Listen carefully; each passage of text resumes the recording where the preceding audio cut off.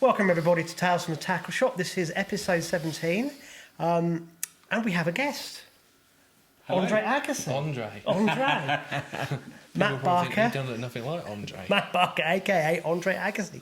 Alex will explain in a minute why Andre Agassi. Well, no, just all he's got to do is put his headband on and everyone will know. Later. Oh, right, okay. Welcome to the podcast, Matt. Thank you. Thanks for coming. Thanks for inviting me. That's okay. Feel privileged to be one of the guests. The most prepared guest ever. It's just like Spolt, wasn't it? Yeah, Spolt writes notes on his computer. How are you? You all right? Yeah. Good. Yeah. Fish at the weekend? Yeah. Yeah, cool. We'll get into that in a minute. Right, okay. So I haven't spoken to these two about this. We're going to keep this one a bit shorter, about 45 minutes, hopefully. You don't know this, Matt, but last week I had horrendous problems getting the podcast done. Okay. As we get making them bigger and bigger with different cameras and things, the editing becomes a nightmare. I think it was 21 hours, even 21 hours just to get the bloody thing converted. And I was messaging Alex going, this is not working, mate. Just to convert it to an MP4 file. My computer just decided to... Do you need to upgrade? No, I've sorted it all now. Okay. It was lots of things. And I think we've got away with it, luckily, with so many different things that I've done in the past. It came to a head and it's like, no. We were going to change it a bit anyway. So we're going to try and compact it a little bit. Mind you, the copious notes that Matt's got, I think it's going to be a long while. I think you're going to be 25 hours doing it. I could come back another time. No, we're going to do it right. We're going to fly through it. Okay, so that was that one. Great response from listeners as well from last week's podcast. Got some really good ideas. John Fletcher, he sent a couple of messages in. One of them was about the losing weight, so that was really cool. And we had a couple of suggestions of a tackle review from Kevin Mills and Paul Barnes.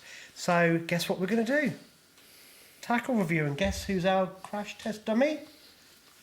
Matt. So we've got this sorted out, so hopefully we'll keep this going each week. We've got a few plans in progress, and hopefully one or two tackle manufacturers will get on board as well, but we'll see how that progresses. So keep your ideas coming in and we'll just see what we can do.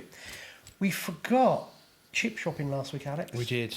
You sent me a couple of photos. Did you want to mention before we do the chip shopping later? Well, I think we had already announced those people to get the awards, haven't we? So, the pictures. What? Because I need to remember. I'll put the photographs in now of those two. Just remind everybody who it was, please. So it was Snowflake, Martin Caldecott, which there's a funny story behind that.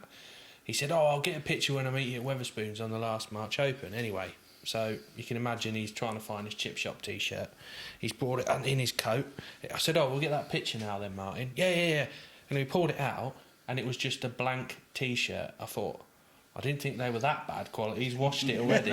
It was just like a simple Next T-shirt, blank one. So I might send you that picture. So we've got a picture of that, and then obviously when he went home, out of the drawer it come, and with the proper one. Oh, so did you on purpose? No. He brought the wrong one.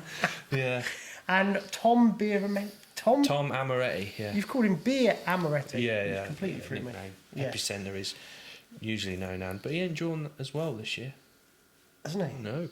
Do you mean as in the whole season or just 2023? I think what happened was he was new to the area and he started drawing like James Draculic, and then James Draculic went, actually, I'm the biggest draw bag in Matrix Image. So then he took the title back off. Right, okay, yeah. Cool. So these are actually two chip shops from probably episode 15 then, are they? Yeah. That's what confused me. Yeah. I've dropped them in probably by now anyway, so yeah, we've named and shamed, so well done, buddies. So that's cleared that one up. Right, let's crack on. Matt's come prepared, and he doesn't know I've done this, so I'm going to completely throw him. I thought rather than have 10-15 minutes of boring everybody with our all the guests and blah, blah, blah, I thought we'd try something different. Okay. You've got 2 minutes to answer these questions. You timing? Yeah, it's like a quick fire. So I'll give everyone an idea of who Matt Barker is. So you've got to be very succinct. Got my timer Just on. been watching Mastermind, so this could be very similar. Is this your specialist subject? Yeah, these are definitely not questions Chip shopping. like that. Okay, so Matt Barker, a.k.a. the Wellney Angler. Yeah. A.k.a. Andre Agassi. Are you ready? Yep. Are you ready? So no waffling, straight into it. The time has started. Matt, how did you start fishing? First fishing, introduced by my dad, 1979 was the first time I ever went fishing with him. On the 4th of September at 8 o'clock. Most memorable capture? Will be a pike. £24.11. Don't say the venue, because I know where that came from. How long have you been match fishing? Match fishing, first ever match was 1989, and then I had a 30-year gap before my next match. Quick, So- giving away your age then. Yeah, so actually 2019 was when I started fishing matches again. Perfect. How did you start match fishing? Initially, my first ever one, they were just school matches, like Boston. Is that one used to be Alistair Ogle? Alistair Ogilvy, yeah. Well, I didn't want to drop that in. No. Is that one of the pictures that you brought? It is. Yeah. But He still looks the same. the story behind it was... Don't forget you got 2 minutes or about 30 No, seconds there. but this is important. My now wife bought me a day's fishing with Bob Nudd. I'm going to pause the timer. Come on. And, and that was really the catalyst for me wanting to get into match fishing. Wow, that's good, isn't it? Because I always used to look at his results. So when and was that? See him in the press. That was Christmas 2018. Nice. She bought that for me, and we went fishing 3 or 4 months afterwards. And that was really sowing the seed. After that, I got the number of Bob Fitzjohn, and it went from there. Cool. Because I think coaching and angling is something we've spoken about. It's very important. It gets you fired up and gives you a head start, doesn't it? Got Bob's number, entered a March All Open. right, stop bragging like that. Didn't win. We'll love you, Bob. Sir, Do you want me to carry your kit, Bob? Bob Fitzjohn's. Oh, sorry. Oh, cheesy. Oh, well, that's all Oh, right. you see, Yeah. you're carrying Cheesy's gear. Wow. Right, let's crack on. That's good answer. Favourite sport other than fishing? Football, Favourite team? Boston Oh, United. dear. Well, Boston United. Yeah. Right. Yeah. Sorry, Jeff Tuttleby. Favourite band?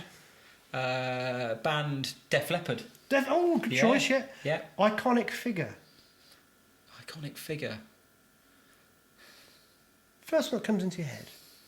I haven't really got. You haven't got one. Alex Bates. Oh, yeah. Well, this is my next question. Alex or Andy, best angler? Be careful. I'm next to you, remember? And your favourite fish was a pike. I tell you why it's Alex. Oh, And my God.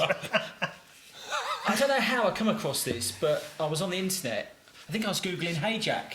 I did an article on HAJAK, and Alex Bates came up. 2014, winning a match. He said 2 minutes is up. Oh, well. one of the area's top young anglers, Alex Bates, drifted away from the open match scene on natural venues to concentrate on his job as a fishery manager at Westwood Lakes. And then just talking about how he batted I'm everyone. glad you're not going to read the rest of in his that. next match. I'll show it to you, Flat. You probably know it. It's on your wall, isn't it, I should think? I love you, I Alex. don't know where you found that. Sorry. Last question. Angling target for 2023. So that was me, was it? Yeah, it was you. Okay, Yeah. sorry. You won't, but I his spent a lot head. of money with him. You hope for discount, Discount? No right? such thing as discount. Target for 23 is just...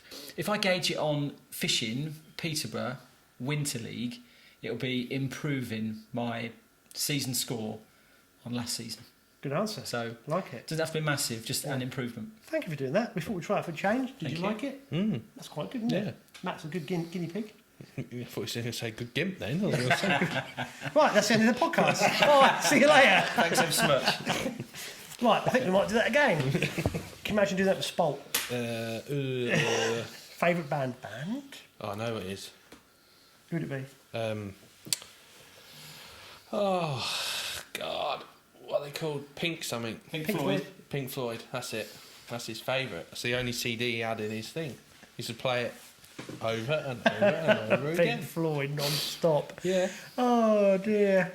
Right, okay, so, have you been fishing this week? Fishing. That's a stupid I fished yesterday. question. He fishes I was every drawn day. Was that only HAJAK? 3 or 4 We're not pegs talking from about Alex. HAJAK just yet. Have you fished elsewhere No, this week? No. no. This Sunday just gone, and the Sunday before, ice breaking in March. Where? Because you do live very close to the Old Bedford and the Delft, don't you? Yes. How's that been fishing? It's actually not been too bad. It hasn't reached the heights of 2 or 3 years ago. Yeah. But there have been pike coming out, perch and roach, but it's been okay.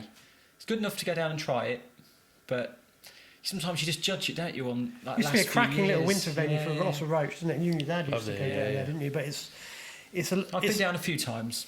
Do you know? I think it's the oldest drain in Finland. Is it really? Yeah, it was built by.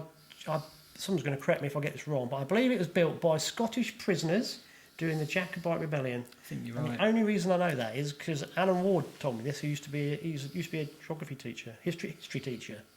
A good friend of mine, yeah. But I think it's one of the oldest ones. If not the oldest train in the Fens, and it was one of the ones. Would have been for Moyden that time period. Yeah, that's Yeah. I think that's how you pronounce But it. it's like 1700s and something, that train. But it's beautiful, isn't it? It used to be, 20 years ago, crystal clear, and all that Canadian pond wing. Still is in the summer. Yeah. It's getting silted up to death, isn't it? And what were English nature, I don't know what they're called now, basically to stop dredging it because of the English nature put a ban on it from being dredged for this three-spined stone loach, which I actually had one in my hand, believe it or not, Really? between...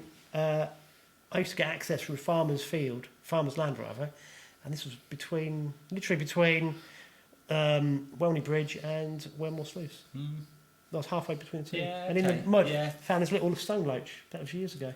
So Yeah, it did exist, but it's getting choked, isn't it? And it's kind of like dying, really. It's only like that little stretch in the little village that's got any All depth the to fish it. migrate into there in the winter. Yeah, but it's got no depth elsewhere. No, That's a and shame. probably by the end of, any time now really, it tends to drop off. Yeah, it needs a good clean for every now and again, doesn't it? Because that's what the trains do. Anyway, so bit of heritage so I there. haven't really fished there much, but yeah, everywhere else, whenever I can. I don't blame you. Have you been out apart from HAJAK? No. No, working. Yeah. Yeah. How's Yeah. Rookery? Was frozen, very frozen all week. All the matches were cancelled. Were they?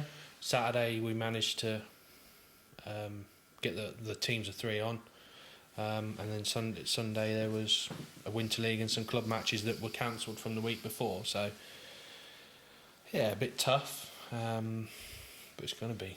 Some pegs have got ice in, some pegs are free. It's like probably worse than if it had all been frozen, to be honest. But I'm sure it was a couple of years ago, sort of February, March time. We did it on the podcast. It suddenly got really mild, didn't it? yeah, I think it was about 3 years ago. February went really warm, didn't it? Yeah. We had a real warm February, and then we had a really cold spring, didn't we? That's right. Yeah. Yeah, we had like 2 weeks where it was in shorts. It was Yeah. like 20 degrees. Didn't it throw the carp off a little bit for sport? I can't Yeah, it remember did. now. Well, it didn't. It didn't. That year, we did have quite a good spawning year, but it affected a lot of the older fish. Yeah. Yeah. So obviously what happens is just weird times. Okay, shall we get on to our tackle review section? This is very, very exciting. Did you bring anything? No, because No, I the didn't main either. man. Yeah. Our main man did. So we're relying on our guest. Yeah, I just said bring 2 items of tackle that you really love using or what you couldn't do without. So there's no pressure, Matt. But this whole brought- news section relies on the launch. Yeah, that's fine. I brought a couple of items. So this one here, Alex did say he'll bring his whip because he loves his whip. yeah, when I'm not breaking it. So this is the Browning Sphere whip, which I think I bought from Alex one Saturday. Bit of an impulse purchase. Yeah. I just thought I'd go in. I thought I'll just have one of them today. So he just randomly went So I in. randomly bought it, and he said 8 metre. I think I asked Alex 8 metre or 10 metre version. He said, "Oh, you got to have the 10." Well, obviously, it was only more a couple, money. couple £100 more. So it's Well, why I no, bought because it. you wanted it to use as a bit of a pole as well as a Bit of a whip, didn't you? pole. Yeah. Which Yeah. is one of the best selling points about that whip, isn't it? Yeah. It's a system whip. System whip. I can even use my Daiwa top kits with it. They even fit into it, and it's obviously thin. So it's not telescopic. No, it's take Water's apart. gone down the wrong way. Oh, right, okay. 10 I'm going to go metre, like 10, that for the next 10 minutes. It'll be all right. 10 metre telescope, a 10 metre take apart with flick tips, with elastic. So it's really Why good. do you like it so much? Really because it's thinner than a pole, than a standard pole. It's much easier to use, particularly. Is that all? That's all. That's no, just that's the not top the section. I was going to say. That's just the Oh my god, extension. this is the lightest thing ever. It is light, but the when it's windy, the wind on the fen drains. It That's the butt extension. yeah, it copes. That's thin, isn't It it? copes really well. So yes, that's to give you some idea of the Yeah. scale. You can, in one hand, holding the pole at 7-8 metres. You don't know you're holding it. So do you use this when you get chip shopped? I've never used it whilst being chip shops. No. You don't use it a lot then. So this is something I've bought in the last year, probably about a year ago actually. Probably longer than that. Broken 2 sections, been really clumsy. It's not easy to break it because it's really rigid, but I managed to break 2 sections. So Alex will know the answer to this. Have Daiwa made the top kits purposely to fit? Is it just... I think I stumbled across that. Just a coincidence. I don't know anyone else does that, but you can use them with it. That's quite handy. So which section do they fit? Is it number 5? Yeah, so they go into the number 5. So you get the top kits, the 4, and then the 5 is where the Daiwa top kits fit into it. Right. So having loads of Daiwa... My main pole is the Daiwa, so having loads of top kits, you can just fit them in. It? Yeah. So, yeah. And Alex, you stock both? Yes. Not that we'll try to push it, but... No. It's been really difficult to get hold of spare sections. I broke at number 6 last year, really clumsy, and then a 7 recently. And the wait's been, how long, Alex? A year? Nearly a year. Probably for almost 6. Well, yeah, 10 months or whatever. I don't know what the hold-up is, but it's been really difficult. So glad that that's been rectified. So I'll have some new sections soon. Cool. Good one. So you'd recommend it? Yeah, it's probably Alex will tell you, it's probably one of the most expensive whips. It is, yeah. I think because it's so light and it's a system whip, so you can do exactly what you said. You can fish it, like especially these little drains in the wind. They're perfect. You don't need to get all your butt sections out. You can fish that. The wind doesn't affect your pole, so your presentation's better. It's just a little niche for this area, isn't it? I don't know if you bought one that was a few £100 cheaper, what the difference is. There's quite a big difference. Yeah, but I was just feeling generous one day, so I thought. So this is Browning Sphere Silverlight system whip, 10 metres, and you get an 8 and 10 metres. Yeah, you can either buy an 8 metre or 10 metre, but it makes sense to buy. I was going to say there's no point buying the 8. No. Really. So it depends what you want to do it for. If you want to use it like a little pole, then a 10 metre one definitely. Yeah. If you do want to use it as a proper to hand whip, you've got that option as well. Yeah. It comes with spliced and hollow tips. It's just a nice whip. Don't actually fish on the. I often find I don't fish much more than 12 metres anyway, really, around here. No. So good one. So it's fine for that. I can't believe he's got notes. I'm just interested to see what the notes are. One of them was about Alex. Do I look at my other item attack as well? Yes. So these are floats that I thought, rather than just bring something that's out of the shop, I tend to make up all of my pole rigs. Can I just do that? In these cases, of which I've probably got about 30. Mm-hmm. So, and they'll get labelled up with what's in them. And every time I decide I like a new float or a pattern of floats, I tend to make up a whole box full. So you've got these are all Colmic jollies. These are all common jollies from 4x12s to 4x18s. You've got 1.2. What does that mean? That's the length? line they're on. That's the line. 0.12. Yeah, that's the line diameter. It's a bit light for you. Yeah. And basically, there's a few of each colour tip in there. Alex can critique them if he thinks they're okay. Destroy him.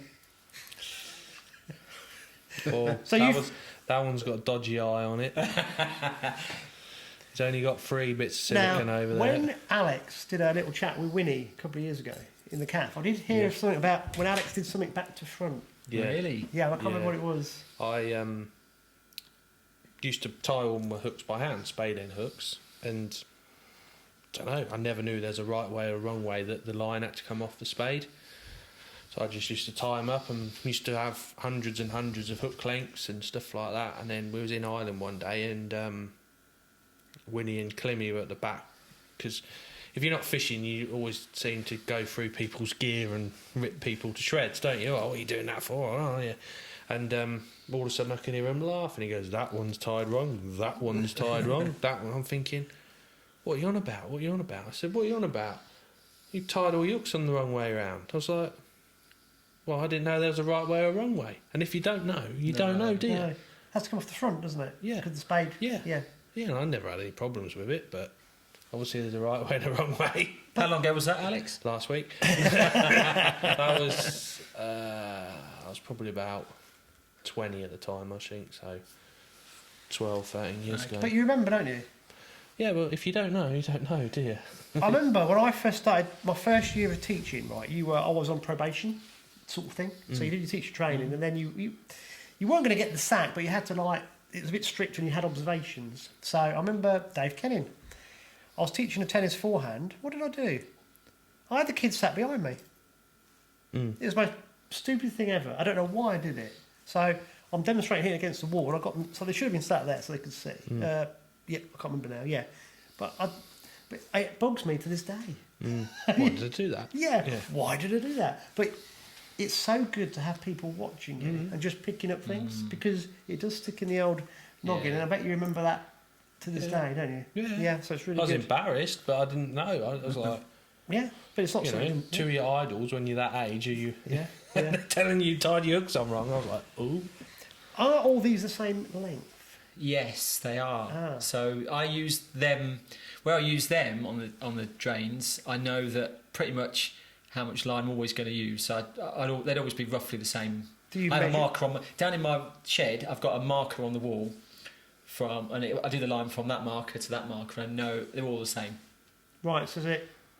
How do Tell you you... the easiest way is to count, like if you want the top 4, count how many turns it is for a top 4 on a Daiwa kit, and then just write it down, top 4, 13 or What, on a 12 or spool? whatever. No, just write it down, and then when you tie your rig, you can just go 1, 2, 3, 4, 5, 6, 7, 8, 9, 10, 11, 12, tie your loop, bang, done. Yeah, okay. How do you attach this to the You whip? haven't got I used to do that, get all the line out and have it all here, and then in the end you think, oh yeah, that is like 10 times quicker. Because I think this is really important. What I actually have, Alex, is like if this is my bench in my room, is a hook on the wall.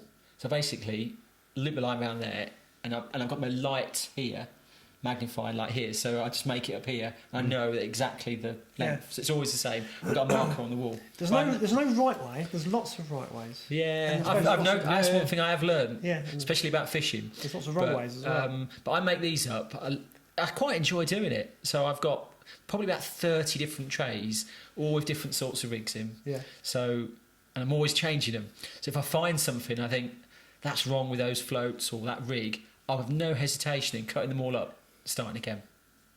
I know it gets a bit, doesn't it? You've got to I have just to do right. them, and I have to fill a whole tray.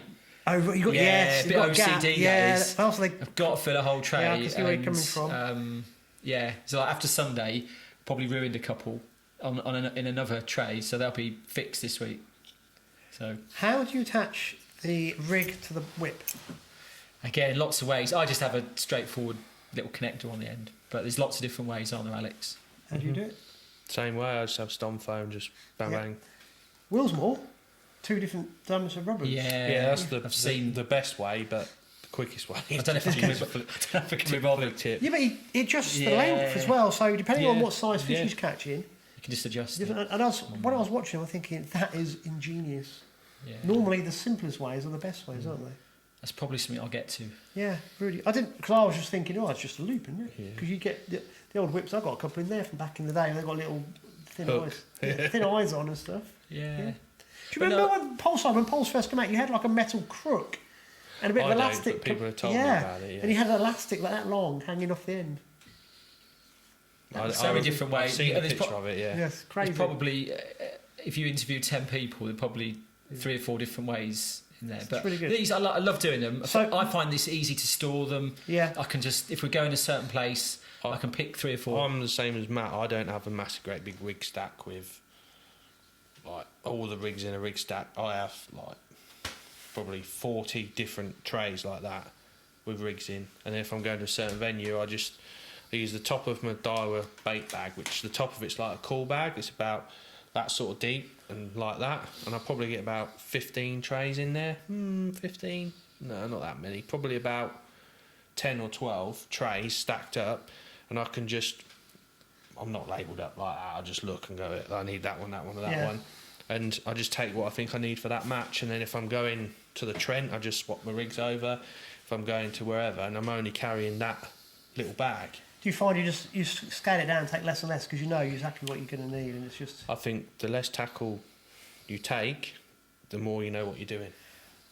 When I go lure fishing, I used to have a bag, and it used to be so bloody heavy because I'd have every lure for yeah. every eventuality. And what I do now is I go So 95% of them I'm not using. I'm thinking, why have I dragged them all the way down to whatever? So I literally have a little bag now on purpose, a bit like you just said, because I'm going to concentrate on that one, I want colour variations and that will do. And I've literally got lures in that size space rather than this bloody great big bag. Yeah. Matt, that's a really good idea. If I'm being really prepared and I know exactly where I'm going, sometimes I will just take maybe one tray or two at most and know exactly which ones I'm going to use. So, but at the moment, I just take a whole tray of these. Particularly if you're fishing venues that you've practiced on, like in the HAJAK or Winter League, you know out here, and you know like Bennett, like back of your hand, you know roughly what you're going to need, don't you? So, so what do you like? Is it the box and the winders that you bought? I just like the whole thing. I think it just fits well, because if it gets a bit wet or whatever, you can put the lid on. So it's a Preston Innovations box. Yeah. And are the winders Preston Innovation? Do you buy that as a pack? The only thing they don't do is they don't do a box with the bigger winders in, like if you river rigs, do they? Everything fits in that. There's no sort of box. So are these winders Preston Innovation? I have the orange winders going lengthways. The orange do, but like the bigger dark purple ones they do, which if you're using like 2 and 3 gram floats, they don't go in a box, which would be nice if they just did one a little bit bigger. So we're saying this is a really good item with the winders up to the size. I think it's underrated, yeah. How important having that case. Of course you can. Because that would bug me. Yeah. And you can clean them easily when as I well. have crankbaits, you can clean them. That's what I was doing. I was putting foam in between each one to stop it from rattling. I don't mind about that. I've now got a box, a sticky, I don't know what it's called now, it's got a sticky back to it. So when I put crankbaits in, it sticks to the... Really? Because I can't bear them moving about and hitting each other and smashing the lips, and because it will change. Something will change. It won't run properly. It drives me insane. It has to be set in place so it doesn't rattle around. That's a bit of it's a bit OCD, I guess. Some people won't be as neat and tidy, but I just like that. If I have time to do it, what's the saying? I get them all Plan done. to fail, prepare. No, plan. Fail to prepare, prepare to fail. And it changes all the time. So, like I said, I'm constantly changing those. So, if I learn something new, it'll be cutting them up or putting new ones in. Or we had Tom Scode on, didn't we? First season. And I asked him who was the best angler he'd ever seen, and he said it was Alan Scott Hall, because of the way he prepared. Yeah. He said he was meticulous in his detail. Because that's something you don't have to learn. That's just something you can get right, isn't it? It's easier for me to do that sometimes than fishing. Yeah, actually do the rigs. That's good. Yeah. So Alex, you stock these as well? Yep. Don't Dial do a deeper one? Yeah, but not in a box. Preston, they're the ones who do it in that box. Oh, they do it in a tray, but no one else does it in a box like that. Why? Because they don't. Most people carry them in rig stacks, in trays, and then stack them all up. So the trays don't have lids? Like this? No, you have a lid at the top and you just keep stacking Right, it you just up. keep stacking them. Whereas, Well, to me... That would make sense to have all these stacked up. Yeah, but that's... Well, they'll go in trays as well. Yeah. I'd rather have these. Yeah. Good idea. Everyone's different, aren't they? I mean, I do like them. I've done that system. I've done the big stack system. Now I just use them. Yeah. We haven't done a tackle review on purpose to actually buy stuff from Alex's shop, because we actually spoke on the phone about this, and we just thought we're just going to start getting generic items to tackle. Aren't necessarily but it's probably something that probably in most tackle shops up and down the country, but it's just a different way of carrying it. Everyone thinks they've got to have them all in their nice reef stacker unit and they're all this and that, but to me for me it's practical. But I want something that's not match angling based. Grab your fleece. Where is it? Oh, yeah. Yeah. It's just around here. Go on. Get that. I've got rid of him. Now we can talk. What should we say about him? So, you actually... This is not a setup. Matt was actually saying this is one of the best things that he's bought recently. This? Yeah. Yeah, it is. So this is... I'm not wearing it because it's so warm in here, but this is the... Matrix Sherpa hoodie. That is fleece. thick, isn't it? Feel how thick that fleece is. Yeah, that's nice. And I've only ever worn it once, actually fishing, which was December. Have you got a dog? No, a cat. Cat. December. Does your cat like it? Yeah, the cat loves it. But in December, when we fished the last Winter League round, when it was iced over, when it was absolutely freezing, as Alex will vouch for. They are thick, aren't they? I wore that. I've got one myself. Someone was wearing one yesterday at Benwick, and I thought it's not cold enough to wear it yesterday. That's a Matrix Sherpa Hoodie. They are very warm. And they do bottoms as well. Yeah, and I wonder if I'm not advertising them, have just come out. But they're so warm. Well, this is what we need this little section to be about, because it's nice to actually have a guest actually saying what their favourite bits of kits are. Yeah, because I haven't got any affinity with them, but good. If you don't want to put your heating on, wear one of these in the winter. What's it like for walking in? Do you get really hot? No, it's fine. Does it wick? It's fine. When it's been like it has the last few weeks, that is the time to be wearing that. I wouldn't wear it if it's just a little bit chilly, but when you get like it's been below freezing, and like yesterday we went out, it was 3 and warmed up to about 8, so it wasn't a day for yesterday. Ice-breaking weather. But before, still ice about though. Still ice about, So it only comes out at certain times, but brilliant.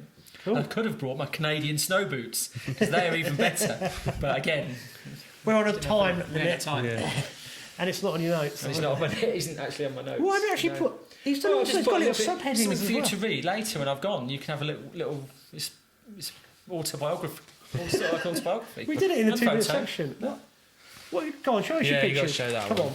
So this is. You asked about my first ever match. Yeah. So my first ever match, 1989, Boston and District under 16s schools match, where all the schools from the area Come on, give us come on a the picture. Bargate Drain. Bargate. It's Bargate. Bargate. Bargate I thought Drain. you said you're from Boston. It's Bargate. Bargate Drain. I need to. Have you got a scan of that I could have? I've got it. I can WhatsApp it Look to at you. Ali. And Still got his hand in his pocket now. it was an evening match.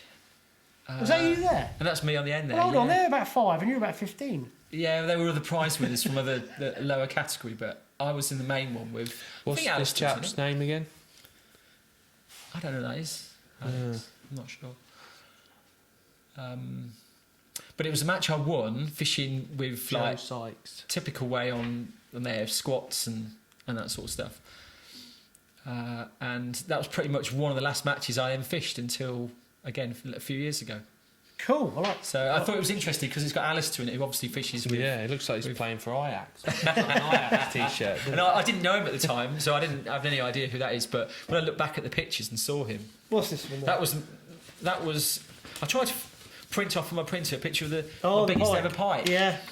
fish I caught as well, but it didn't come out very well on the printer. But it gives you an idea. Wow, what sky? Is that Main Road at City or something? That was the printer playing up. That pike was £24.12.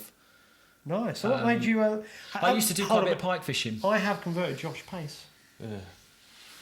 Yeah, only because you don't have to know prep. I actually caught one yesterday and landed it at Did you? Benwick, in the match. Yeah. Yeah. So I used to. I just don't get time now. I still would like to go piking, but it's just I don't find I've got time for everything. With fishing matches, just takes up all my time and bits of practicing. To do it properly, it is. All my pleasure fishing now is I always think practicing from. I always think about matches when I'm going pleasure fishing. Like That's every other day. I haven't been much recently. No. But I do still enjoy it. I'd still go piking. If I was semi-retired, I'd do it. It's a nice clean fish, that one, isn't it? Yeah. Nice white belly on it. Yeah. Cool. So Cool. so I just thought I'd bring that along That's just for good. a bit of interest as well. Bit of prep. Cool. Are you this organised tonight? Yeah. My notes. Because I'm not really. I just have those questions and that's it. He's put us to shame, hasn't he? Yeah. Yeah. We're not very professional. No. We just make up as we go along. Could you tell? Not really. Not with this whole setup. Look, we didn't mention that. Live on air. What we need next is kind of like a little production crew. Oh yeah, makeup. Makeup, yeah. We need some makeup ladies up making us gin and tonics or just getting those down. Brew dogs. Brew dogs. Actually, so we normally have brew dogs. Had water last week because of my diet and everything that's going. Alex was in charge of getting the brew dogs this week. I did get them, but I left them at home. Look, we had to bring our own. What are you drinking? Is that right, Summer Bingo? fruits. All the tennis players use it. It's got to be Robinson's, obviously. Where did Double straight. you come in the recent Australian Open? The Andre Agassi thing came in. Come on. During COVID. So Is he going to try and justify this? I don't know. I will justify it. I didn't get my hair cut for obviously for a long time, like a lot of people. It just grows like a big bush head. So I was like, I can't have that. My mum offered to cut it for me. I said no. And He's very particular about where he gets his hair cut as well. So I went to Amazon and bought myself. Go on, put it on. I'll put it on later for you. Just go on. Come on, show us how it goes. His hair ain't long enough now, though. No, It was it's not like enough. all over here. Yeah, like and it was this. good. It was my hair all was hanging out and everything. Used it in wore it during fishing matches. You know, people love Mickey taking. It was brilliant. Go on. So Show us how you. What angle do you have it on? well, it's just a straightforward. On we go like that. You look like a pirate. Yeah, and the hair was all spilling out over the sides and everything else. So God, it's getting hot, all these fish. yeah, it was good. Actually, in the hot weather, it was good because it kept the sweat away and the hair away. It was brilliant. So. And he was wearing shorts at the time. It was like, Yeah, put it in you, your Andre Agassi. tackle review. It didn't take off. What is it? It's Headband. well, it's a bandana. Is it a woman's headband that they use for putting makeup on? Well, they're unisex. It is. They're isn't unisex. it? Available from Amazon and all good retailers that stock that sort of thing. You're that gonna, was the story mate, you're behind it, going to and it's get stuck. ripped when And it's people stuck. see it. It's it's still not even a sweatband. It's a makeup band. I did actually get quite a few of them. I did have more than one. Yeah, we noticed. Well, different So it colours. sort of finished when COVID finished, yeah, and I was able to get my hair cut again. Well, but- I'm sure But you. the nickname stuck, particularly in tackle and baits. Did you have one of those on at the feeder pairs? I probably did. Yeah. Well, Yeah. yeah. I did because I remember David Williams commenting. Yeah. So how I did. funny! Oh, it's brilliant. It's Yeah, brilliant. I don't care. No, well, That's what it's all about. it is. Yes. The banter is one of the big things. So Yeah. I was going to mention that for me coming into just a bit of history, probably why I'm here, because most of your guests are probably either experienced in what they do, match anglers, or a bit of a person, someone that's well No, known. you're here because you've got a brilliant personality. No, you are, Matt. Because But- I said to Alex when you barged in on us. No, when you invited Oh, when, yeah, when G-Wag was in the there. cafe, It just I thought we need people like you who are incredibly enthusiastic, because I don't understand why we get loads of people watching and listening, and sometimes it's me and him droning on. It's bloody boring. So thank you for putting up with me and him, because it is boring, and we need to get more guests on, particularly who are very enthusiastic with the sport. Yeah, So you were perfect. just a normal person that got into matches Yeah. after that Bob Nudd fishing session and fished. I went straight to some March Opens, which is probably the last thing you should probably do if you're just starting. Didn't have a clue. I disagree. I think go jump straight in. Yeah, I didn't have a clue where the draw was. Turned up on a Sunday morning, 90 people outside Station Hotel. All these people. No one talking Drew a to you. peg. In his, Remember the with his first. sweatband and his Remember the shorts. first match? I drew a peg. It was like 74. I had no idea where to go. You've never been that high up. Yeah, once. I looked at the map, found it, got up there. I fished. Remember the weigh-in? I think Simon Willsmore was on scales. He obviously didn't know me, but I knew because on Facebook, all the rest of it. And I always remember his comments when I weighed in my 6 pound of fish, and they're all small. He went, "Oh, you've had a busy day," which I think translated as "you caught a lot of fish, but they're the wrong size." So, and Tony Watlin fished in the peg next to me, and again, I didn't know him at the time, and he wouldn't have known me. And I think he had 12, 13 pound. And I just remember him because he'd forgotten his watch. And he just kept asking me the time all day, and I kept telling him, and he doubled my weight. But I just thought then, at that point, there's so much to learn. Yeah. Going in. How else do you learn unless you just dive in with both feet? Yeah, I don't regret dive diving in, in. jump in with both feet. Yeah, I don't regret doing that. And fished quite a few. I remember once as well, and you'll laugh at this, Alex, but it's really naive. I thought practicing fishing on hemp, and that. So I went down there one day, started fishing over the far side on hemp, catching lots of roach. I thought that's what I'm going to do in the next match. Yeah. So I did it from the start, and I caught for about 30 minutes. I caught nothing else afterwards, and I just thought, another lesson. Never bag learning. early. Never bag early. Yeah, you're always saying that. Never bag early. So it was like all these little lessons along the way. And it probably wasn't until I got an invitation to join the Peterborough team. They were just reforming or whatever it was and setting up again, that you started to really pick things up. So being in that environment. How did you get the invite from Peterborough? Which was, I think, Matt Page. Is he related to you? Well, no, obviously not, for two reasons. One, he supports the wrong football team. And two, he's miles too tall to be a Page. We're all short asses. Did you like that, Alex? I think that was a bite. But anyway, I just remember getting a text from him He's one not from day. the estranged Page region. I don't know where they come from, but they support the strangest team ever. He's still going. You can edit that out. No, I'm He not. probably will. It was. I'm sure he texted me and said, "There's a team starting. Do you want to be involved in it?" And anyway, I did. 2020 that was, and had no idea about team fishing. Anything to do with how it was. I remember fishing my first match, thinking I don't want to come last. That was the only thing I wanted to do, not come last. In the the Winter League sections you have. Came 7th, so I was quite chuffed. And then I think the next one 7th, and the third one 7th, and then it got cancelled due to pandemic. Now I know the answer to this, but I'm going to preempt it. One of the things I really I like lots of things about it. One of the things I really like about the way you think about things is that I asked you about. I think it was back in the shop. I asked you about your winter leagues, and you know exactly because of the type of person you are. You know in your head your average scores, don't you? So 2 years ago.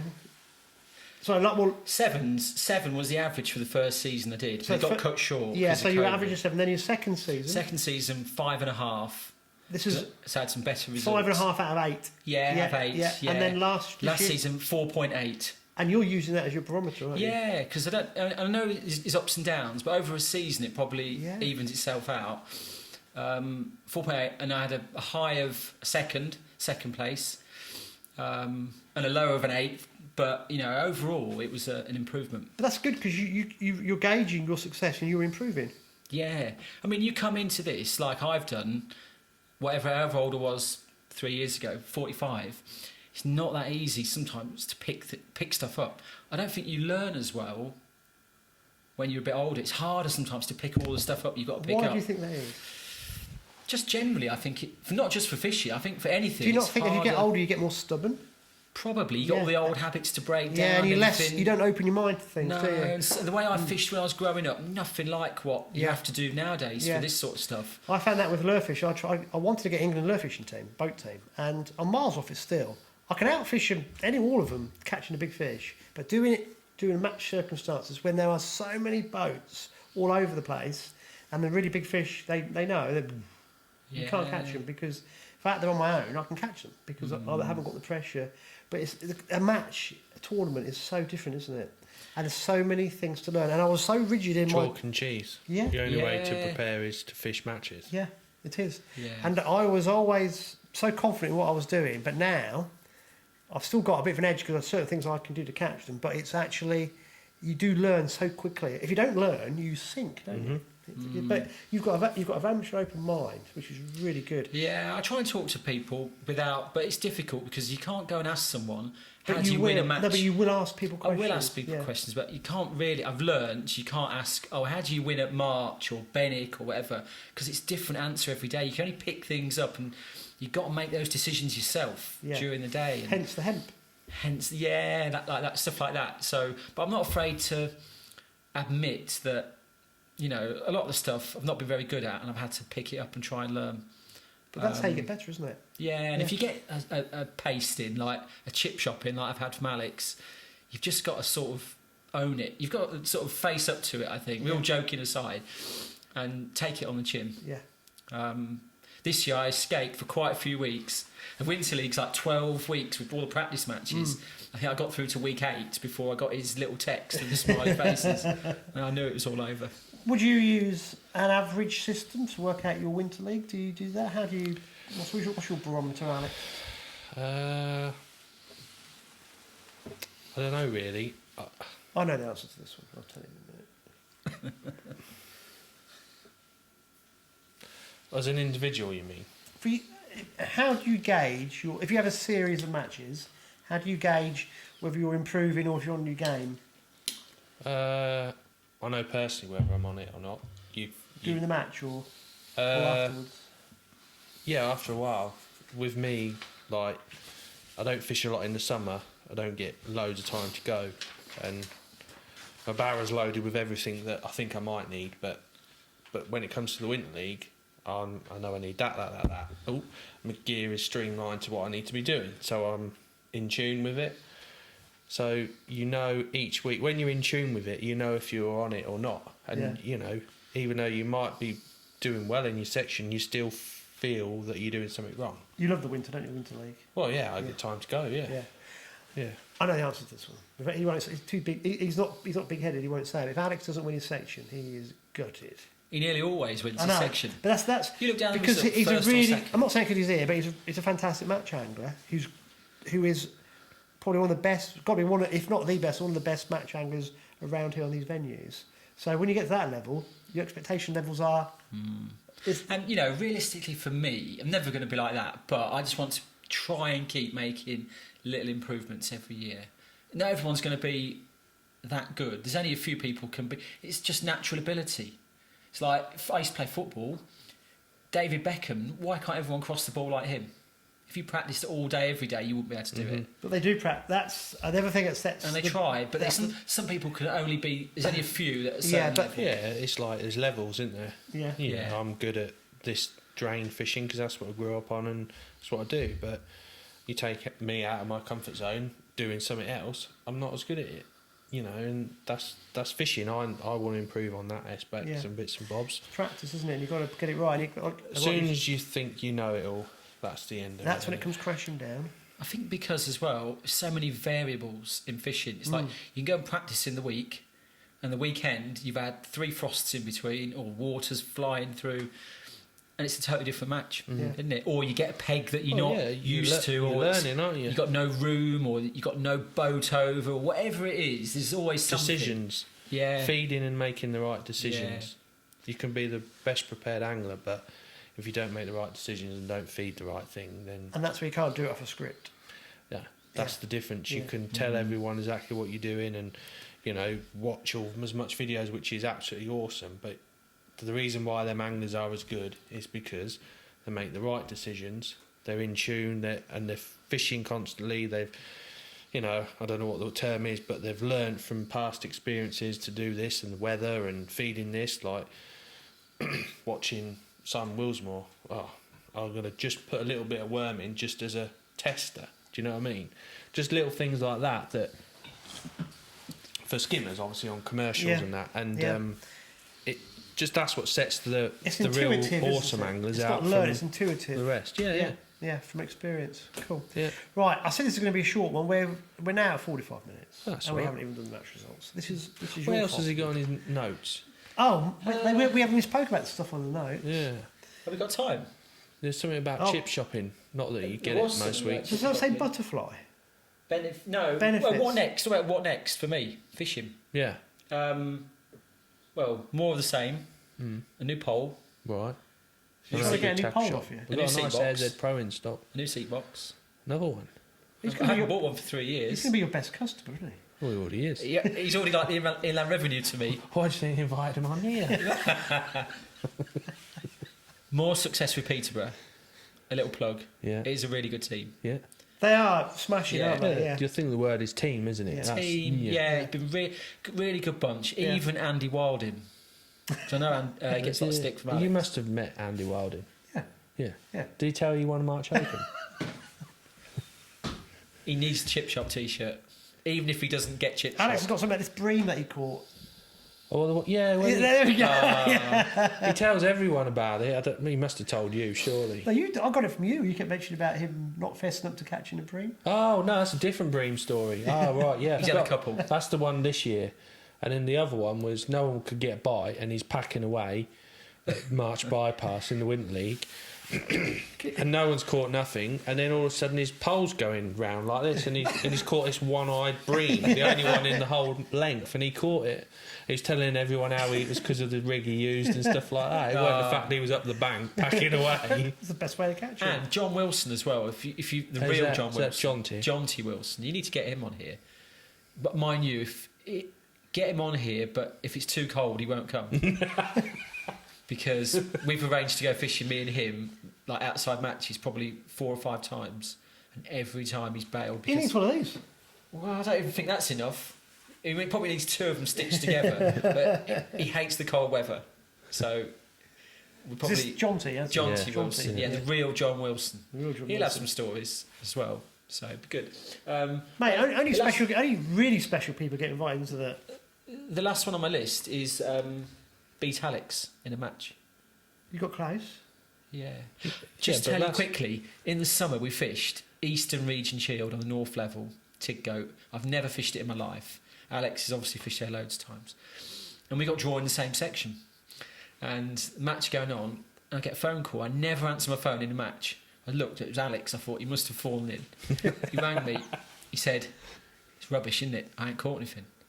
Well, I thought, I'm catching a few. I'm going to carry on. I said, yeah, not very good, Alex. And off we go.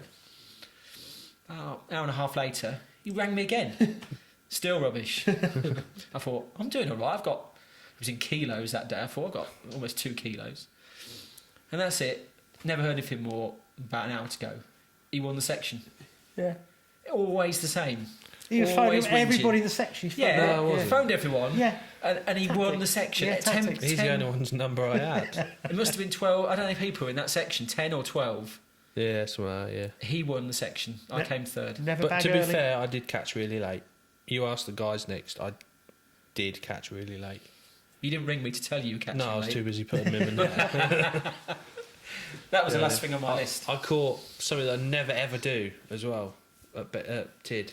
Yeah, it was weird how it worked, and it was like, why has that worked? And it did. It was just solid for like 40 minutes. And I literally had caught about 20 little fish, and I felt that there was some fish moving through because the guy next to me just had a little window where he was catching. I thought, right, get ready for it. And the bites were like they are now, like really tiny little bites, and I just laid on about that much, and my bites improved massively, and every fish was like that. When I couldn't get a bite out of my swim, and it was like, what, were they there before or not? Whatever it's time of day, but I don't know. It worked anyway, so I just went into overdrive the last 50 minutes and caught a few fish, but. Yeah, it was weird. Back day. to what we said earlier about You never, learning. no. I don't know Intuition. what it was. I just No, felt that intuition. the top was going one way and the bottom was going the other, and I just felt that my rig would be. It just didn't seem right, and I went that much deeper, and it was like, clunk. I was like, nah, because normally on Tid everything wants to come up, especially when you lose feeding and stuff, and it was weird. Don't know why it worked, but it did. But It's in the memory bank, throwing it for next time. yeah, probably never fish it ever again. No. Right. Match results. Let's crack on with these. What, are you done? I'm done, thanks. Done, So, right, yeah. I'm yeah. going to check his notes out. We're doing What about results. just something about the Batterer Award or the... No, I've got nothing in there. Oh. No, is that like, you can look at that at your leisure. That's match report. Well, no, next because week. I'm not reading that because I gave you a question, the best angler, and you chose Alex, and then you read this out to me, so that can go in the bin. He can go on his wall. What wall? Those all pictures of Bob Nudd on my wall. Sir Bob. Stanjay Posh, When was this? 2014. Raveley Fracture Bank, the old knee, top line, £18.11 of scales. It's got James Tracky looking here. Yeah, of course, he's always there. Andy Mead. Never draws very well, James. Was he second? I'm not reading it, I'm just looking. No. You can read that later. Yeah. You can have a look at that. Remember that match? Yeah. Yeah, match results. Do you want to talk about your match? Yesterday, Because you probably know more about what happened and team yesterday results. I and- fished for Peterborough, of course, in the HAJAK second round. Got drawn at Benwick. I'd rather have fished First at time March. you've been at Benwick this year? Yeah, I'd rather fished at March because I struggled at March at the start of the season, practiced loads, so I felt more confident fishing at March now. And drew Benwick. It's always the way, isn't it? So drew there in the C section, which is down towards Little London, so the furthest bit away from the Bunghole. car park.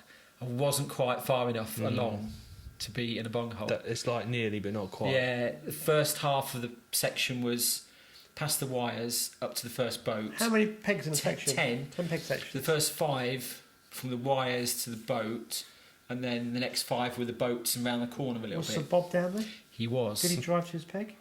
No, He- this week. Did he drive to his peg? No. He had his electric Cart. cart. I love the way he drives. It's brilliant. Yeah. I would if I was him as well. I'd go- Actually, I'd yesterday, actually go as I'm driving along and do this. he actually yesterday got off the bank before me. He was packed up and gone before me. But it was a section of 2 halves. In the first half where I was, everyone had £7 something. And in the second half, they were nearly all like 13s and 14s and a 15 in there as well. So you got thrashed. Did, but I don't know if Beat there's- everyone around in you apart hindsight, from yeah, Peg's in two, hindsight, I don't know if you can really, if you're really good, you might have been able to compete just about. I don't know. There just didn't seem to be that many fish there. And further along, Was it all small bits? opposite the boats, biggest roach were probably were 2 or 3 ounces. Right, yeah. I caught most of my fish on the Waggler yesterday. Most of my better fish. In the middle, it's got bothered by pike all the time. Lost one, landed one. All the way down there. Yeah, They're everywhere. Steve All Spooner the was way to through. my. Right. Steve Spooner was to my right. He landed one as well. Did he get salt and pepper as well? Yeah, I think he was. Yeah, it's quite funny because he thought he'd beaten me, so I had a little smile with him on that. But caught fish close in and caught fire on the Waggler. And Waggler, you can get them in quick, can't you? When you got pike around. Well, they're actually taking fish off the hook. Yeah, Oh right. yeah, Must have been a few. yeah. there. So it was. So I was at £7.13. I beat all the people to my right and no one to my left. And that was pretty much the story of that section. £15 something won. So I wasn't too displeased because you come back. Everyone's always really critical, aren't they? When they come back, like, could I have done it better, and like the hindsight and everything. But I wasn't too. Yesterday, I slept easy, knowing that I thought I'd done okay actually. Yeah, it Yeah. sounds like you did. Yeah, Cool. it'd have been nice to have been drawing the other part, and then coming down to where like Alex's section was. He was in B section, so a bit closer. The weights just came down. So I think Alex, you would know, but you got top weight with £7, same as me. 7.13. Same weight as me, 7.13. Yeah. But the weights were generally a lot lower as you came back towards the I farm. drew another bunghole. You got a nice bush next to where he was. It was a Yeah. lovely peg. Every time. Yeah, it screamed fish, to be honest with you. Yeah. I think a match was won from that peg in 2014, where he was fishing yesterday. So you knew. Yeah, But here's the thing, right? And here's the in thing. October. Something I've noticed in matches is that, particularly with Alex, is that after the draw, he's always got a glum look on his face. Oh yeah. Always. Well, yeah, I want to draw the best peg. Yeah, That's he what I go always looks fishing. downbeat. But for me, I'd be like, well, I'm going to win the And section he's anyway. abusing everybody else. Yeah, it's unbelievable. he's so downbeat after the draw. It's unreal. The abuse that's been held around that car You would park. think he put his hand into the hat, and it says, "You're not fishing today." That's what you would think. He knows he's going to win it or come second in his section. He doesn't think it matter, but he's really disappointed with what. I was happy to be fishing. I don't really care where I get drawn, but I noticed that. Section A, was that even worse? No, it was peg one. Paz, he had £19. He had I was a gonna lovely say, day. most fish- Caught on him, caught everything. The fish have just gone. Or say that's a lie. The stamp fish, the roach, have just gone. It is so clear on Sunday. It was a joke. It was clearer than it was when it's frozen. This has got a lovely colour to it. Yeah, different. No water goes through Benwick. Ah, right. Okay. Benwick's just a dead arm that gets siltier and It backed siltier. up yesterday. Backed up backing hard. up. Yeah. Wind was going to the right and it was going to the left, which this year it's been fishing better when that happens, and the wind helped it a little bit, but it's absolutely tap water. Have you any idea why it backs up like that? What triggers it? I think if March is... I think the system has to balance itself out, doesn't it? So if March is going one way, that sort of goes back round. That's why. And Yeah, the wind, the water comes down. The water will come down Cot Bank. The main And there's a water comes junction. through Cot Bank. Yeah, and therefore, So when people say, "Oh, if March is flowing, Benwick's flowing," nope. No. It is the old Neen, but Cot Bank is a new drain that's dug that yeah. carries the water Right. through there, down Wiltsey Dyke, and then out through Stanground backwater and into the Neen at Middle Lane. and that's going to take the path Okay. of least resistance, which is Yeah. down through March. Yeah. Therefore, it's the water above it. Benwick could be stationary. It doesn't flow very often, does it? No. Benwick? It goes up and down. Yeah. Yeah. You know, when we have them severe floods, it doesn't move. It just goes, just fills up. Here, when it runs off hard, when it stops running, it will back up for 2 or 3 hours because it's hit the gates and bouncing back. The momentum of that amount of water, suddenly the gates are shut, the water's still moving. It's a hell of a weight, isn't it? If you think how much water it is, it's hit a stationary object and coming back. Wind. So on big waters like reses and lakes, when you get a strong wind, the undertow is incredible. Same That's thing, what I was isn't it? saying, going back to Tid. Tid is the biggest prime example of that. The wind, if the wind's going towards Main Road Bridge, it used to fish better because it's going like that. Hitting the gates and coming back. Yeah. Yeah, interesting, though, isn't it? It's all stuff that you kind of pick up through the years, isn't it? You know what's going on. We should know though. Bennett yesterday, everyone was catching fish. It was there were fish to be caught, even if they were small. No one's sitting there without a bite. So this time of year, I think we do get a bit. We have got a bit spoiled. I think. Yeah. Oh, the fishing's been amazing Some of the this year, fishing. hasn't it? And it was 2 years ago. Just last year was the duff bit. Yeah. So what happened overall then, Alex? Bennick, top weight was Paz, Paul Passmore, peg 1. He had £19, which peg 1 hasn't been dominating until this cold weather, has it? It's not won a match for a little while. The main area that's been dominating was to the left of where Matt was, which is, we call it Little London. There's like one house, one boat, a tree, and it's like sanctuary for every roach in Bennick at the minute, innit? And I was fortunate enough to draw on there a couple of weeks ago, and the fishing was brilliant, but it was more consistent all the way through then as well. Sunday, runner-up on Bennick was Greg Clark. Is that right? Yeah. He had like a big 15. 15 something. Yeah. Rob Casterton had a smaller 15, and then there was Sir Bob, on the peg I had the match before. He had just under 15, and Ray Mondo was on the M peg. Ray Mao, he had like a few ounces less than Bob. So, and the lowest was like £11 then, It was wasn't a it? £9. Oh, was it? Is it Darren Rogers? Oh right, oh yeah, next to Ray. Yeah. So yeah, that basically took all the money, that section. The middle section was very hard, where I was.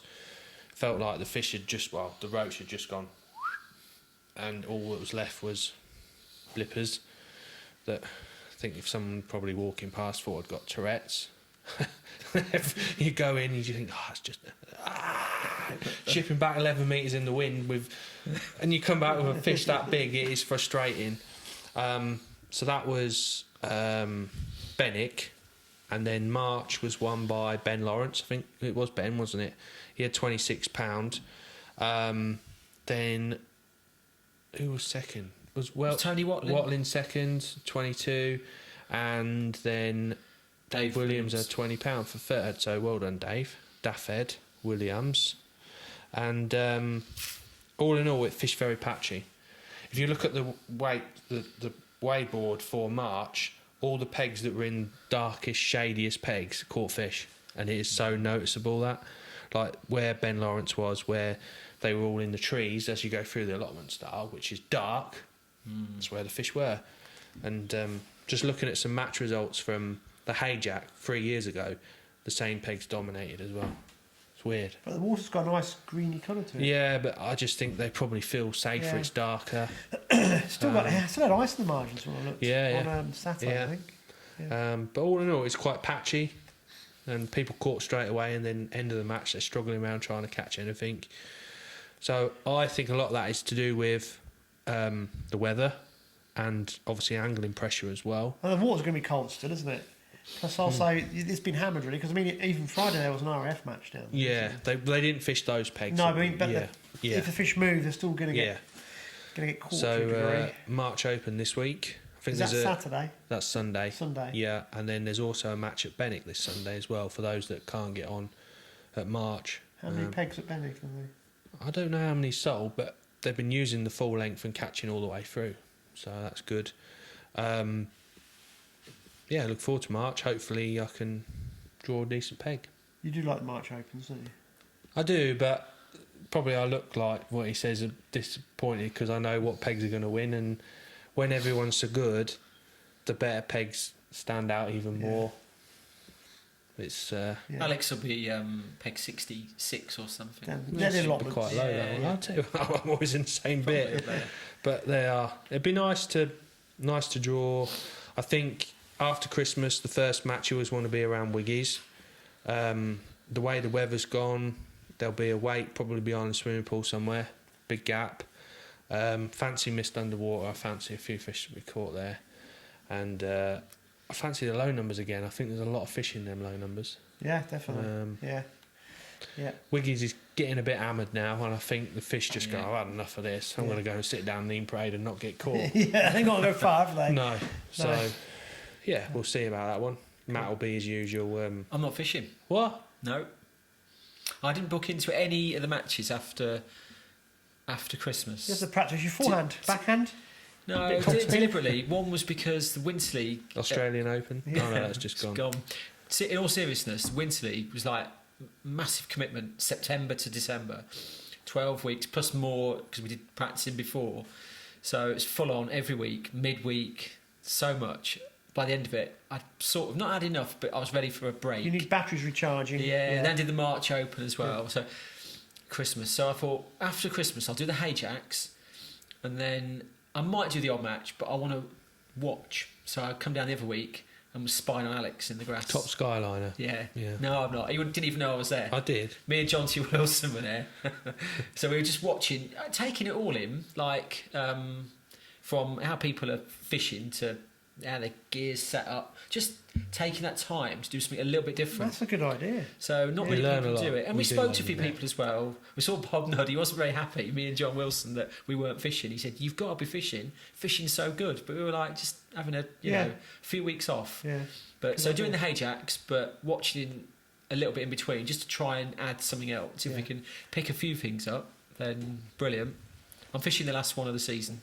That's why it's Yeah. important to fish with different people as well, isn't it? Just pick their brains. But it's a good idea. Yeah. Right, come on, mate. I'm conscious of the time. We're well over an we've hour got many now. matches. All right, another There's only really the Ramsey boys. night of me sitting there. Wednesday they were Ramsey St Mary's. No way. Yeah, they were. And guess who won? Benjamin Button. He done the double Wednesday and Sunday. First time this year. What's that say? Duncan Folks. All right. Yeah, I writ that in the dark. Ivan won it with £4.10. Duncan Folks This was £3.11. on Wednesday. And then the other half, Dave Steels, £2.12. So not very good weights at all. Sunday they had a bit of a change up and they decided to go to the Narras. After an hour and a half, no one had a bite, so they said, let's scrap this, we're going to try factory. So a few of them went and fished factory. And Ivan MPEG Steels won again, £5.10.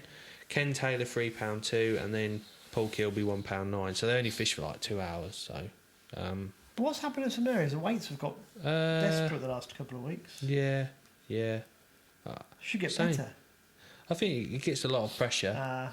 They're there Wednesdays, Saturdays, Sundays, Wednesdays, Saturdays, Sunday, and it's prime pleasure anglers, pike anglers get down there. It's a really busy little stretch in it. So Saturday series, Mark Barron won from Beggars, £7 dead. Whittlesea, isn't it?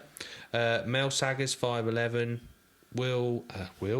Windmill Steve Smith was third with $4.12. Paul Wright, £4.3, and Jeff Tutts, £3.9. Cool. So that's all the results I have this week. Cool. I've got nothing from up No. Lincolnshire way. William No, Philip Miot. so, I'm sure they'll send you 'em. Yeah, they need to get in touch if they want so it that's to be it, really. mentioned. Cool. Brief and short, but I've had a quick look at the wave boards. Oh, yes. And this angler fished an absolute blinder last time he fished the drains. He won the match with £38. And this week he got chip shot. Josh Newman, I think his name. That didn't come unnoticed. So I'll be giving you a T-shirt next time I see you, Josh. Nice one. No one can hide. Yeah, no hiding place. You might only be 12 years old, but don't mean you don't get the I'm award. sure he will embrace it far better than some of his Yeah. elder counterparts. Yeah. That would be good. Well done, Josh. There's not many people can earn a T-shirt. No. You two have got one each. I've only got one. I got one, and that joke. They are. Wear it with pride. Got to wear it with pride. Oh, it's good, you know. It's a real good T-shirt. You know, this time of year when you want that extra layer, it's perfect. Good quality. Yeah. You should do a long sleeve version next season. Yeah, just for the winter. fleece lined. Yeah. Right, I'm conscious of the time because this is good. We've gone well over an hour, so all my projections was to keep them down to 45 minutes out the window. But there we go. But we I didn't don't have. think you can. It's like when you had a tackle shop, innit? I won't be long. Just get a pint of maggots. Hour and a half later, I know. someone comes in, and someone else comes in. Andy Wilding. Andy what? That 4 hours later. But it's the wheel of death on my computer. It's all right. I think I've resolved the problem. So we must try and keep it a little bit shorter. Okay. Because people can't get to the end of us waffling on for an hour and 10 minutes. No. They must be bored out of their brain. Matt, thank you so much for joining us. Thank you for having me. No, it's brilliant. Yeah. Really good. And you've got the tackle review section off to a flying start. Up and running. It is. We will Yeah. probably forget next week. Which is normally the case. Thank you for doing all your prep. That's okay. You've kind of set a precedent now. So any other guests we have on to the end of the season are under who? Yeah, I work at a desk all day. I can just find time just to just do a little bit of prep. Good. Did I destroy your prep by not letting you use it? No, it was fine. It's not meant to be war and peace. It's just in case I forget things and need to refer to it at the end of a long day. That is mega prepared, isn't it? Yeah. Whereas we just make it up as we go along. Yeah. Experienced. We'll use that word. Yeah. Alex, so March Open Sunday? March Open Sunday, yeah. Yeah. Cool. And, well, I think we've covered everything, haven't we? Mm-hmm. Anything you would like to add, Matt? No, thank you. No? Well, thank you for coming. Thank you, everybody, for putting up with us again for another week. Yeah. Any more suggestions about ideas? Because we did have loads, but I haven't mentioned most of them. But they've got to be time constraints. So just add very quickly at the end. One or two guys had ideas of us doing a review on clubs, which would be a brilliant idea. But the time to do that would be... We'd run out of clubs after 3 weeks, wouldn't we? Well, it would... It's a really good idea. Heroes in the club, or... Yeah. It was more like just sort of trying to get... It was more like actually going down and filming them and stuff. Oh, right, when the match was on, but... Yeah, it's a brilliant idea, and I sat there and thought, logistically, I'm not doing that. No. I'll do it once, be very keen, and then it'd be like, God. If you do, go down to the South Holland Drain and do a whole beach match. I'm not going to, because it would just be overload. This is hard. Okay. This is hard enough as it is now with all these things. It takes hours to set up. It would be like I'd be spending all week just doing the podcast. You probably would actually. You would, yeah. It would. The editing would be like horrendous. Yeah. It would, which is a great idea, but you have to have a limit to certain things. Right, I'm going to say goodbye. Thank you. Right, goodbye. Goodbye. Goodbye.